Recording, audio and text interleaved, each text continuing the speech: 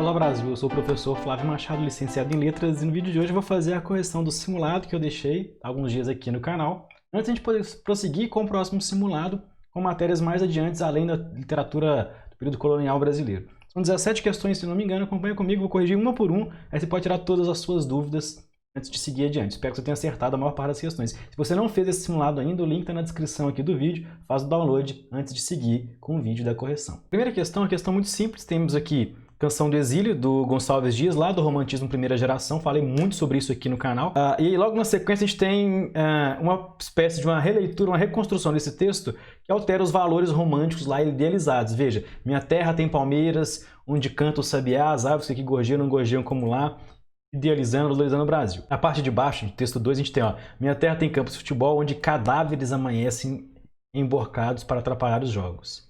Tem a pedrinha cor de bile que faz twin na cabeça de gente, né, que seria talvez aí as balas, né, cor de bile. Tem mais muros de bloco sem pintura, é claro que tinta é maior frescura quando falta mistura. Então, você percebe que esse texto do Fernando Bozzi, ele está fazendo uma crítica à sociedade brasileira, que é desigual, enfim, ele vai falar lá de minha terra tem HK, R15, então das periferias, da violência, está falando de tudo isso então.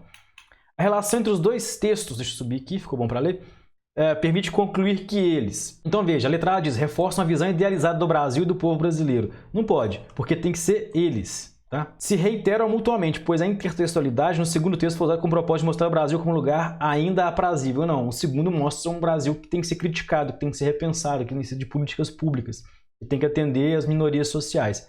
Se opõe linguisticamente, isso por enquanto é verdade, pois o primeiro é mais informal. Não, o primeiro ele é mais formal. Contrastam tematicamente, pois enquanto o primeiro tem uma visão valorativa do Brasil, perfeito, o segundo faz uma avaliação ácida sobre a violência que assola o país, muito bom. Esse aqui, então, letra D é a nossa resposta. Podemos seguir para a questão diante. Qualquer dúvida, deixa nos comentários. Questão 2. Nós temos aqui 3 textos. O primeiro do Padre Antônio Vieira, lá do Barroco. Depois temos Tomás Antônio Gonzaga, as cartas chilenas, lá do Arcadismo, embora as cartas chilenas destoam das poesias arcas de maneira geral. E temos aqui, por último, Lima Barreto. Perfeito? Primeiro fala, conjuga o verbo rápido por todos os modos, começam a furtar de modo indicativo, furtam, então fazendo uma crítica aí de furtos e tal, provavelmente sobre corrupção.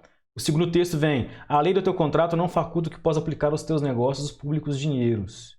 Tu com eles pegaste aos teus credores grandes somas. Falando de um cara que está pagando aqueles que ele deve com dinheiro público.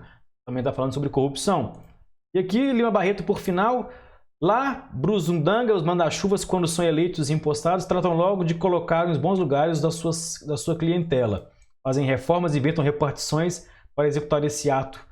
Alto fim político, é o alto fim de dar os cargos para as pessoas que são favoráveis a ele. Então os três fazem críticas aí, muito fácil de entender, embora em períodos bem distintos, fazem críticas aí à corrupção. Aqui o enunciado está aqui em cima. Então veja, o primeiro diz, Padre Antônio Vieira, Tomás Antônio Gonzaga e Lima Barreto são representantes de momentos diferentes da literatura do barroco, arcadismo e pré-modernismo. Apesar de pertencer a épocas diferentes de literatura, se interessam por um problema da sociedade brasileira, cuja atualidade pode ser comprovada pelo título de excelente texto jornalístico. Então, o que a gente tem que fazer aqui, se é que você entendeu essa questão, é pegar um texto recente, que é jornalístico de agora, e comparar esse texto recente com as 3 notícias que tem a ver com corrupção. Vamos dar uma olhada? Aqui, ó, Rio e Niterói tem arrastões e roubos à mão armada no carnaval. Tem a ver com roubo. Isso pode enganar quem só se entendeu o primeiro texto, mas não tem a ver com corrupção. Candidatos poderão usar recursos próprios em suas campanhas. É terrível, mas não é a temática do que se trata. Desvio de 3,8 mil vira escândalo de corrupção na Suécia. Agora veja a letra D, ó, já poderia ser aqui e tal, mas 3,8 mil é escândalo lá. Imagina se fosse aqui, ninguém nem perceber. No Brasil, corrupção é forma de gestão, sistema político. Esse aqui, acabou, se trata da crítica ao sistema político brasileiro, que é corrupto. Temos a nossa resposta, então podemos seguir para a questão 3. Sobre o barroco, ó. Barroco diligenciado, conciliar os extremos construídos pelos valores medievais e os padrões renascentistas, apresentam a mescla do pagão e do místico. Então está dizendo que o barroco ele tem oposições. Materialismo e espiritualismo, por exemplo. O claro e o escuro, por aí vai, a gente falou sobre muito isso aqui no canal, na aula de literatura barroca. A opinião do crítico literário sustenta que a obra de Gregório de Matos tem como um traço fundamental. E vamos lá, qual que é o traço fundamental? É procurar o que tem a ver aqui do barroco, que ele fala, a tentativa de fundir as coisas opostas, perfeito? Letra A, comportamento esquivo da ideologia da poética barroca. Claro que não. A incoerência pelo fato de Boca do Inferno ter expressiva produção religiosa, claro que não. A afinidade da produção artística do poeta e estilo literário em voga ao seu tempo. Isso aqui é nossa respostinha. Ele está produzindo aquilo que o poeta do tempo produz. Muito bem? Facinho. Questão 4, bem curtinha. Considere os textos da questão 1. Vamos lá. São aqueles sobre o Canção do Exílio e o texto 2, que é essa paródia do Fernando Bossi da Canção do Exílio, falando da violência. Pelos propósitos comunicativos, pelo viés, se percebe que predomina no texto 1 e no texto 2 a seguinte função da linguagem. Qual que predomina no texto 1 e do texto 2? Qual a função da linguagem? Claro, é a função poética. Muito fácil. Os dois são poemas, mesmo que o outro esteja lá em bloco. 4 gotas do produto contém equivalente, enfim. Você lê a fonte aqui, ó. Cosmédia, Indústria de Cosméticos e Medicamentos, Bauru, São Paulo. Esse texto, rótulo de um adoçante, tem como objetivo transmitir no leitor informações sobre o quê? Para que serve o rótulo de um produto alimentício? Olha o quanto isso é simples, tá? Podia ser qualquer outro, que não só o adoçante. Então, quando você vai consumir um produto alimentício, você vai procurar o quê? Saber qual a composição nutricional que ele tem. Se ele tem muita caloria, se ele engorda, se ele não engorda. E essa é a função básica desse tipo de texto, tá bom? E aí, a resposta está entregue na fonte. Questão 6, ó. Antes de a gente ler o texto, questão 6, 6 já? A linguagem cumpre diferentes funções no processo comunicativo. Vamos no enunciado. Se ela cumpre diferentes funções no processo, está falando de funções da linguagem. Tem aula sobre isso aqui no canal, muito facinho, cai todo ano no Enem. A função que predomina, que mais aparece no texto. Antes de eu ler o texto para fazer essa questão, eu vou olhar a fonte, porque o suporte do texto, onde ele foi publicado, para que veículo ele foi produzido, revela quase sempre a função dele também. Ó. Ele está em notícias UOL, saúde, últimas notícias, redação, acne pode levar adolescentes a sofrer depressão. Então, basicamente, se é uma notícia, eu já sei a função desse texto. Eu já posso procurar sem precisar ler esse texto desse tamanho inteiro. Vai sobrar tempo para eu poder errar as questões de matemática que eu não sei fazer no dia do Enem. Então, veja, coloca no foco com o que se construi a mensagem. Não. Porque se for com o que, a gente teria aí função poética, por exemplo. Sobressai em relação a como se elaborou a mensagem. Também seria aí função poética, tá? Ou expressiva. Então, função expressiva, emotiva. Então, tá fora. Não pode ser, não. Focaliza o quem produziu a mensagem. Não, porque aí seria função expressiva. Vinha de dentro, né? Então, não tem nada a ver, já que o texto é um texto informativo, porque ele é uma notícia. E aí, olha a letra D. Enfatiza sobre o quê? Esse sobre o quê está falando de referente. O assunto é o referente, o conteúdo é o referente. Lembra da aula lá? Então, ó, sobre o que trata a mensagem, apresentando-se com o objetivo de informar. Para que serve a notícia? Aqui, a notícia UOL serve para informar. Você jamais pode errar uma questãozinha dessa no dia do Enem. Se você errou, agora você aprendeu e agora você nunca mais vai errar, tá? Se é para quem na letra E de curiosidade, se o objetivo é com quem se fala, aí seria uma propaganda, seria para vender. O objetivo era focar a linguagem no leitor para vender alguma coisa para ele, ou um produto ou uma ideia. Então, fica aí a letra D de dado. Fácil demais. Questão 7, curtinha. Essa angústia que marcou a adolescência de Luiz Cláudio é a mesma enfrentada por 24 milhões de adolescentes brasileiros. Ou seja, 80% da população. O termo em destaque tem como objetivo. Para que serve o termo ou seja? Ou seja. Então, se a gente observar, a gente tem aqui, ó, inserir a comparação. Ou seja, não está comparando. Senão a gente teria ali um conectivo comparativo. Introduzir uma conclusão? Não, senão seria portanto, logo, então. Por isso, 80% da parcela da população. E 24 milhões aqui, 80%, por exemplo, ele está dizendo de novo, por isso que serve ou seja, dizer alguma coisa de novo com outras palavras. Quer dizer, isto é, de outra maneira. Ou seja, estabelecer ali vai explicar que são os fatos de outro modo, a letra D de dado. Questão 8. O acervo da língua portuguesa é nosso idioma, um patrimônio imaterial, que não pode ser, por isso, guardado e exposto em uma redoma de vidro. Assim, o museu dedicado à valorização e difusão da língua portuguesa, reconhecidamente, está explicando então aí, ó, a fonte é o Museu da Língua Portuguesa, a gente não precisa ler o texto todo, mas a gente já consegue fazer, ó, de acordo com o texto, embora a língua seja um patrimônio imaterial, pode ser exposta em um museu. A relevância desse tipo de iniciativa está pautada no pressuposto de que? Então, para que serve expor, mesmo que seja um patrimônio imaterial, expor o idioma português, a língua brasileira em um museu? E aí, para responder essa questão, você vai lembrar daquela aula de variedades linguísticas. Ó. O modo de falar português padrão deve ser difundido. Isso aqui a escola já faz isso. Ela não precisa de parceiros para valorizar. Embora isso aqui muita gente possa marcar aí, ó, e errar. Contato do público com o padrão solicita o uso de tecnologia de última geração, não tem absolutamente nada a ver essa opção aqui. Atividades lúdicas dos falantes com a própria língua melhoram o uso de também não, ó. E a letra A, lembra da nossa aula lá de variedades linguísticas? Aquelas coisas que eu falei, ó, que são mais comuns de cair, essa coisa que está bem ligada aí ao bom uso, uma resposta que é muito socialmente bem construída, ó, quase que está educando o aluno que está fazendo a prova. A língua é um importante instrumento de constituição social dos seus usuários. Falei muito sobre isso na aula de variedades linguísticas aqui no canal. Então, questãozinha muito fácil, letra A. Vamos para a questão 9. Questão 9. Ler não é decifrar como num jogo de adivinhações. O sentido do texto. É a partir do texto ser capaz de atribular. Então a gente tem aqui, ó, do mundo da leitura para a leitura do mundo, a gente tem um texto que está falando do próprio texto. Questão de função de linguagem, ó. Nesse texto, o autor apresenta reflexões sobre o processo de produção de sentidos, valentes da metalinguagem. E o que é metalinguagem? Não precisa nem o texto, tá aí, tá te perguntando. Essa função da linguagem é evidente pelo fato do texto fazer o quê? Se é um texto que fala do próprio texto, está resolvido o problema. O texto não é um texto sobre leitura? Discorrer sobre o ato de leitura. A leitura sobre a leitura. Muito facinho, podemos seguir adiante. Questãozinha 10. Em bom português, no Brasil as palavras envelhecem e caem como folhas secas. Quer dizer que o idioma é vivo, ele vai se alterando, ele se transforma. Mas somente pela gíria que a gente é apanhado. Aliás, não se usa mais a primeira pessoa, tanto no singular como no plural. Tudo é a gente. Aí o Fernando Sabino, o autor mineiro, inclusive, está falando sobre a evolução da língua com o tempo, e aí o enunciado diz a mesma coisa, acompanha, veja, a língua varia no tempo, no espaço, diferentes classes socioculturais.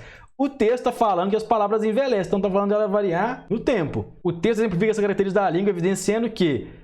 Aí perceba aqui, ó, a utilização de inovações do léxico é percebida na comparação de gerações. Quer dizer o quê? Se você comparar uma geração anterior com a geração atual, você vai ver que as gerações falam de maneira diferente, com vocabulários de maneiras diferentes, que é a ideia aí do idioma se transformar ao longo do tempo. Olha que facinho, podemos ir para a questão 11. A questão 11, ela foi uma questão que muita gente errou quando ela caiu no Enem mesmo. Deixa eu dar um enterzinho aqui.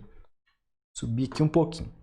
Porque ela é uma questãozinha que tem uma certa malíciazinha, precisa de uma certa maldadezinha para poder responder ela. Ó. Lugar de mulher também é na oficina. Então a gente vai ler o texto inteiro para fazer a solução dessa questão. Para isso, a gente tem que tentar desapegar daquilo que a gente pensa, daquilo que a gente defende e perceber aquilo que realmente está só no texto. Então veja, lugar de mulher também é na oficina. Pelo menos nas oficinas dos cursos da área automotiva fornecidos pela prefeitura.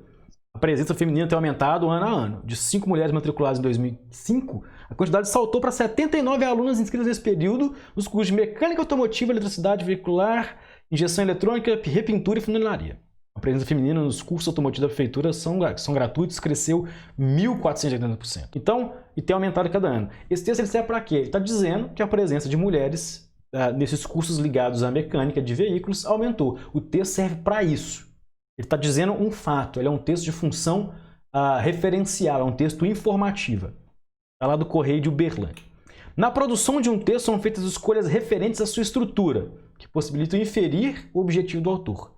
Nesse sentido, no trecho apresentado, o enunciado lugar de mulher também na oficina corrobora com, deixa eu dar um enterzinho aqui, peraí, corrobora com o objetivo textual de demonstrar que a situação das mulheres mudou na sociedade. Isso quer dizer, ele está falando assim, ó, e essa aqui já é a nossa resposta. Antes tinham menos alunos, esses cursos, menos mulheres. Agora tem 1.480% a mais. A situação mudou. Aqui, defender ponto de vista, o texto não é apelativo, ele não defende ponto de vista. O objetivo, olha, a letra C engana demais, velho. O cara cai aqui, mas cai bonito, viu? Cai atirando e achando que acertou. Comparar o enunciado com outro, que lugar de mulher é na cozinha. E aqui, realmente, usa-se desse fato. Só que o objetivo do texto não é comparar esses enunciados. O texto não fala sobre isso mais. O texto fala justamente sobre a participação maior das mulheres nesse ambiente, das oficinas e no curso. Então, quando você diz que o objetivo do texto é fazer só isso aqui, você está descartando o resto do texto inteiro. E não, ele não fala mais sobre esse enunciado. Ele nem menciona o outro. Engana, muito fácil. Questãozinha aí que parece simples, mas é muito maldosa. A resposta é a letra A. Vamos para a questão 12. Multiplicar em enormes proporções tanto a massa das notícias que circulam quanto as ocasiões de sermos solicitados por elas. Os profissionais têm a tendência a considerar que essa inflação como automaticamente favorável ao público, pois dela tiram proveito e tornam-se obcecados pela imagem liberal do grande mercado em cada um dotado de luzes por definições iguais, pode fazer sua escolha em toda a liberdade. Li um pouquinho do texto, vou lá ver a fonte, a informação hoje, lá de Lisboa e tal. Com o uso das novas tecnologias, domínios midiáticos obtiveram um avanço maior e uma presença mais atuante junto ao público. Está dizendo então que cada vez mais a gente tem informação. Marcada ora pela quase simultaneidade pela internet, as informações, ora pelo uso abundante de imagens. A relação entre a necessidade da sociedade moderna e a oferta de informação, segundo o texto, é desarmônica. A gente vai ter que voltar no texto e ler o texto. Vou bater o olho aqui já. O verdadeiro problema das sociedades pós-industriais não é a penúria, mas a abundância. Está dizendo que tem informação demais, mais do que deveria. As sociedades modernas têm à sua disposição muito mais do que necessitam. Percebeu aqui, ó? Em objetos, informações e contatos. Ou, mais exatamente, disso resulta a desarmonia entre uma oferta. Já achei lá, ó. Desarmônico, desarmônico. Não excessiva, mas incoerente em uma demanda que confusamente exige uma escolha muito mais rápida a absorver. Por isso, os órgãos de informação devem escolher, uma vez que o homem contemporâneo apressado, estressado, desorientado numa linha diretriz, uma classificação mais clara, um condenado do que realmente é importante. Então tem tanta informação que você não acha a informação que é relevante, que é importante de fato, que você precisa. Você fica perdido ali. Muito bem? A gente consegue encontrar facilmente a resposta agora. Então perceba, a relação entre a necessidade da sociedade moderna e a oferta de informação, segundo o texto, é desarmônica. Por quê? Olha aqui, ó, a oferta é incoerente, está escrito no texto lá, ó. Mas incoerente. Uma oferta incoerente. O tempo que as pessoas têm para digerir a quantidade de informação possível. Não dá tempo de absorver todo o conteúdo, não dá tempo de achar o que realmente precisa. Então, de dado, podemos ir para a questão 13. Veja, poeminha do Drummond, a Vitória. Veja a ironia dele aqui, ó. Escola de Samba Unidos da Floresta já ganhou, já ganhou. Desponta garbosíssima, sem medo, na Avenida Antônio Carlos. Cadáveres de árvore. Então a gente tem aqui uma escola que está ganhando, falando de meio ambiente, mas ela está entre cadáveres de árvores. Vencem todos os quesitos e esquisitos. Outros mais se inventam venceria. O maravilhoso samba enredo, amor, todo o amor à ecologia. O texto acima a linguagem foi utilizada de maneira a produzir um discurso, um tom sarcástico. Quer dizer, há uma certa ironia, um certo deboche aí do Drummond, que é fruto do quê? E aí é muito fácil perceber isso. Consegue notar aqui, ó, a ambiguidade presente no título do samba enredo, a Vitória, e com o que está acontecendo de fato no poema, que não é uma vitória, que o meio ambiente já foi destruído. Perfeito? Facinho. Questão 14. Todo o texto é uma sequência de informações, do início até o fim. Há um percurso acumulativo delas. Informações já conhecidas, outras novas vão se vendo acrescidas e essas, depois de conhecidas, terão a si outras novas acrescidas e assim sucessivamente. E aí vai aumentando informação, informação, informação. E vai amarrando tudo, né? Fazendo um texto, uma textura, um tecido, tudo amarradinho. A construção do texto flui como ir e vir de informações, uma troca constante entre um dado e o novo. Em relação ao fragmento, você observar que nele predomina o quê? Para que serve isso aqui? Qual a função que predomina nesse texto? Que é de fato assim, de bater o olho, você sabe que ele tem metalinguagem, porque ele fala da própria construção textual, e também ele é científico, ele é informativo. Ficou fácil a gente responder. Você pode excluir de cara a letra E, que fala que o texto tem conteúdo lírico. A letra D fala que ela é expressiva e dramático. A letra C fala que ela é poética e narrativo, não. A função fática está testando o canal comunicativo, não. Ele tem conteúdo didático, sim, tá? Mas a letra A, o texto é informativo, é referencial, podia ter metalinguagem também. Então, letra A é a resposta. Enem cai sempre as questões de educação física e voltadas para o esporte. Essa em especial, bem tranquilinha, você lê o texto, você pode se confundir um pouquinho, mas aqui, pelo bom senso, você já resolve, ó. A inclusão de portadores de necessidades especiais em competições esportivas tem como princípio, segundo o texto. E dá uma olhadinha aqui, ó. Organizando a competição de acordo com regras, privilegiando o desempenho. Claro que não. Nunca vai privilegiar o desempenho, sim privilegiar a inclusão. Considerar a possibilidade de preparar competições respeitando os limites de desempenho de cada indivíduo. Essa é a nossa respostinha. Muito fácil. Questão 16. Segundo o que a mim e todos pareceu, essa gente não lhes falece outra coisa para não ser toda cristã do que entendermos, porque aqui tomavam aquilo que nos viam fazer como nós mesmos. Por onde pareceu, trechinho da carta pelo Vaz Caminho, a todos que nenhuma idolatria nem adoração tem. Primeiro contato que ele acha que os índios não têm religião nenhuma, né? Que já começou a dar errado o Brasil, foi aí. E creio que se Vossa Alteza aqui, quem mandar entre eles que mais devagar ande, todos serão tomados e convertidos ao desejo de Vossa Alteza. Então quer dizer, ó, esses índios não têm religião, são como se todos fossem da mesma etnia, inclusive. A gente vai converter todos eles se a Vossa Alteza quiser. Cartazinha aí de Pero Vaz de Caminha falando sobre ela. Lemos alguns trechos aqui no canal, inclusive, se você perdeu essa aula, você vai errar a questão. Se você assistiu a aula, tenho certeza que você vai acertar. Na descrição de Caminha fica evidente a interação de demonstrar que os índios, olha a letra E, paia, os índios poderiam se tornar cristãos. Esse era o interesse de Pero Vaz de Caminha, ou o interesse de Portugal, que índio pode ser convertido. É isso que ele queria demonstrar nessa carta. Então você tem que esquecer o que você acha e entender como ele está entendendo. E a última para a gente encerrar, ó, muitos grupos indígenas, principalmente no Nordeste, não falam mais a língua originária, só o português. Para muitos, trata-se de uma prova de que tais populações estariam descaracterizadas, sem o direito de se afirmar como indígenas. A percussão de um idioma assume... Lembra, lá em cima a gente falou nas primeiras questões que o idioma tem a ver com a construção social do indivíduo, que é por isso que é importante ter idiomas de linguagem ou de língua portuguesa, por exemplo. E já vamos lá, então... aqui, vamos ler o restinho. Ó. Até o século XVIII, o português não era sequer língua corrente do território do país. Tanto no eixo costeiro, no que vai da Foz do Amazonas ao interior das florestas. As principais línguas faladas se baseavam nos idiomas tupis dos autóctones, a partir da codificação feita pelos jesuítas. Com o governo de Marquês de Pombal, segunda metade do século XVIII, as duas línguas francas tupi, a língua geral na costa e Nhanguetal na Amazônia, foram proscritas, foram proibidas na colônia. E aí começou-se esse processo de aculturação mais violento aí através da linguagem.